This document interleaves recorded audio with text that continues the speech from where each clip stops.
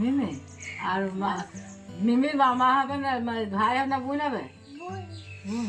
হ্যাঁ হ্যাঁ হ্যাঁ ও শোনা শোনা শোনা। আর এই যে দেখো বন্ধুরা, এখন বাজে হচ্ছে সকাল 9টা। তো মা এখন বাবুকে নিয়ে একটু বেরোবে।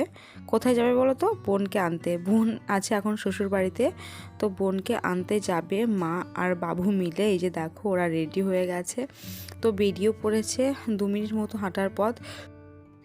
আর বাবু তো সকাল সকাল বেড়াতে পেয়েছে, ওর আর কিছু লাগবে না খাওয়া দাওয়া, ও বেড়াতে পেলে খুবই খুশি হয়ে যায়। এই যে দেখো টাটা দিচ্ছে এখন আমাকে। আর মা আর বাবু তো চলে গেল বোনকে আনতে। তো ঘরে বিছানাটা তোলা ছিল না, মানে আমি আর বাবু তো উঠি হচ্ছে প্রায় 9টার দিকে। তো বাবুকে খাইয়েটাই মানে চলে গেল 9:30টার মধ্যে আর কি।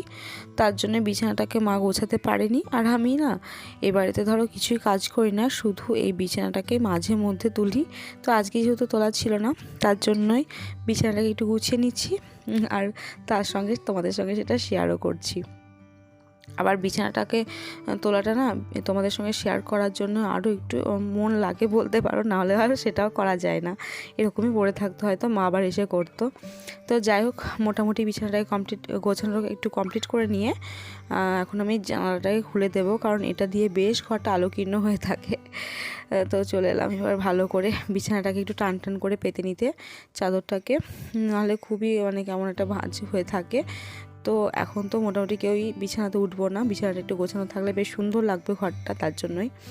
তো এখন তো বাবুকে নিয়েই উঠানে উঠানে খেলা, ওকে খাওয়ানো, স্নান করানো, এগুলো করতে করতে টাইম কীভাবে চলে যাবে তার ঠিক নেই। তারপর একদম বাবুকে দুপুরবেলায় ঘুম পাড়াবো, এরকমই হয়ে যাচ্ছে। একবারেও দুপুরবেলায় ঘুমাচ্ছে, আবার রাতে আবার একদম 11টার পরে ঘুমাচ্ছে, এরকমভাবেও ঘুমাচ্ছে। নাহলে বাড়িতে ওই বাড়িতে আর কি 8টার মধ্যে, সন্ধ্যার দিকে আবার 8টার মধ্যে ঘুমিয়ে যেত, আবার 10টার মধ্যে উঠতো। তো খাইয়ে ঘুম পাড়াতে আবার 12টাও বেজে যেত। আর ওই বাড়িতে না বাবু 8টার দিকে যখন ঘুমাতো, তখন তো 2 ঘন্টা মানে 8টা থেকে 10টা পর্যন্ত বেশ রেস্ট পেতাম বাবুকে ঘুম পাড়িয়ে। কিন্তু কি বলতো, একটা চিন্তা থাকতো যে বাবুকে খাওয়াতে হবে দুধ রুটিটা, তো 10টার দিকে ওটা দিতাম ওকে। তো তার জন্যই আবার ঘুম থেকে উঠে খাওয়াতে গিয়ে বিশাল একটা কাণ্ড লেগে যেত বাড়িতে, ওকে খাওয়াতে গিয়ে মানে কেউই খাওয়াতে পারতাম না, সেই কাঁদতো জোরে জোরে। তো এরকম করতে করতে ওর ঘুমটা ভালোই ভেঙে যেত। তারপরে ঘুমাতে ঘুমাতে 12:30 এরকম, 12টা 12:30 তো পার করে যেত। কিন্তু এখানে কি হচ্ছে বলতো, একদম ওকে রাতের খাবার যেটা দুধ রুটি 10টা কি 9:30 কি 10টার মধ্যে খাইয়ে দিয়ে ঘুম পাড়াতে পাড়াতে 11টার মধ্যে বাবু এখন ঘুমিয়ে যাচ্ছে। তো ঘরটাকে মোটামুটিভাবে গোছানো কিন্তু কমপ্লিট হয়ে গেছে। আর এই যে দেখো, এই ড্রেসিং টেবিলটা কিন্তু পুরোটাই ফাঁকা, বাবু করে দিয়েছে। তো শুধু বন্দুকটাকে একমাত্র এখানে রাখতে পারি, তাছাড়া অন্য কিছু থাকে না। তো আর এটা হচ্ছে একটা আলমারি, যেটা মায়ের খাটের পাশে রয়েছে। তো এটা হচ্ছে বোনের ফটো। আর পাশে যেটা দেখলে, সেটা অনেক দিনের আগেই একটা মেলাতে গিয়ে কিনেছিলাম আমি, খুবই সুন্দর লাগছিল তখন কিনেছিলাম। তো এই যে এই জগন্নাথটাকে দেখছো, এটা কিন্তু মাকে দিয়েছিলাম আমি পুরীতে, যখন আমরা সবাই গিয়েছিলাম, মাও গিয়েছিল, তখন মাকে এটা আমি গিফট করেছিলাম। তো তখন কিন্তু আমার অতটা নেওয়ার ইচ্ছা ছিল না, তার জন্য মাকে দিয়েছিলাম। তো আমি নিজের জন্য নিইনি, মাকে দিয়েছিলাম। তো এখন দেখে না খুবই সুন্দর লাগছে, যত দেখছি ততই যেন পছন্দ হচ্ছে, এরকম আর কি। তো পাশে যেটা দেখলে, সেটাও হচ্ছে মা কিনেছে, মা আমাকে একটা দিয়েছিল কিনে, ওটাও আমার ওই বাড়িতে আছে। আর এই যে দেখো, এই জগন্নাথটাকে মাকে দিয়েছিল হচ্ছে মামারা মনে হয়, তো মামারা যখন পুরীতে গিয়েছিল মাকে দিয়েছিল। আর এই যে পাশে যে ফুলদানিগুলো দেখলে কাগজের বানানো, ওটা বোনই বানিয়েছে। বোন অনেক রকমের হাতের কাজ জানে, আমার থেকে অনেক ভালো। তো তারপরেই চলে এলাম। গতকাল তো রাতে পিঠে হয়েছিল, তো সেটা এখন খাচ্ছি। তো বিছানাটা তুললাম আর ওই যে পিঠেটা খেলাম, তারপর দেখলাম মা চলে এসছে, বোনও চলে এসছে।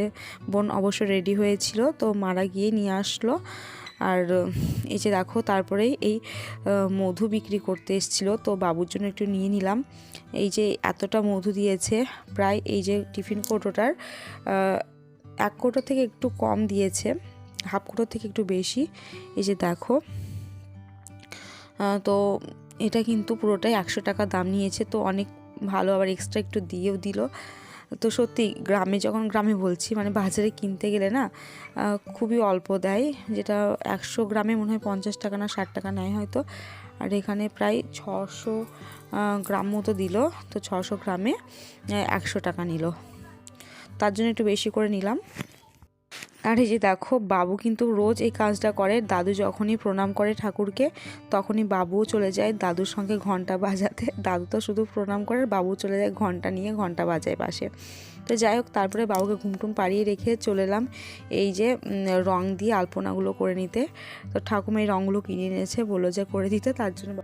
তার জন্য আবার বাবুকে ঘুমটুম পাড়িয়ে রেখে যেটুকু টাইমে পাওয়া যায় সেইটুকু টাইমে আলপনাটা দিয়ে নিচ্ছি, কারণ ও ঘুম থেকে উঠে পড়লে আর এগুলো কিছু সম্ভব নয়। তার জন্যই আর কি তাড়াহুড়ো করে করতে হচ্ছে। তো বেশি জায়গায় করব না, পরে আবার অন্য কোনো জায়গায় করব। এখন শুধু ঠাকুর ঘরে আর এই যে ঠাকুর ঘরের চৌখাটের সামনেই করে নিচ্ছি। তো কেমন ডিজাইন করলাম অবশ্যই কমেন্ট করে জানাবে। তো আমি বেশি ভালো পারি না, যতটুকু পারি ততটুকুই করলাম।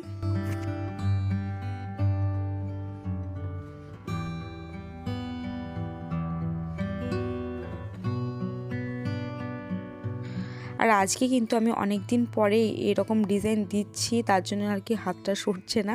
কারণ অনেক দিন আগে এরকম আলপনা দিয়েছিলাম, সেটা হচ্ছে ওই বাড়িতে এরকম রং দিয়েই করেছিলাম, কিন্তু তারপরে আর করা হয়নি। আর ওই বাড়িতে সেরকম আলপনা দেওয়ার ঘটা নেই, আর এই বাড়িতে কিন্তু আলপনা দেওয়ার ঘটা ছিল, তার জন্য ছোটোবেলাতে খুবই দিতাম। তো সেই সূত্রে একটু ডিজাইন একটু হলেও জানি। তাছাড়া ওই বাড়িতে তো এরকম কিছু হয় না, মানে পুজোতে সেরকমভাবে আলপনা দেওয়ার ঘটা নেই, তার জন্য। আর এখানে যেমন পৌষ পার্বণে খুব সুন্দর করে পুরো ঘর বাড়ি উঠান সাজিয়ে আলপনা দেয়, তো ওখানে কিন্তু এরকম নিয়ম নেই, তার জন্য আর কি দেওয়া হয় না। তো ডিজাইনটা কেমন হয়েছে অবশ্যই কিন্তু বন্ধুরা কমেন্ট করে জানাবে, তাহলে আমার খুব ভালো লাগবে।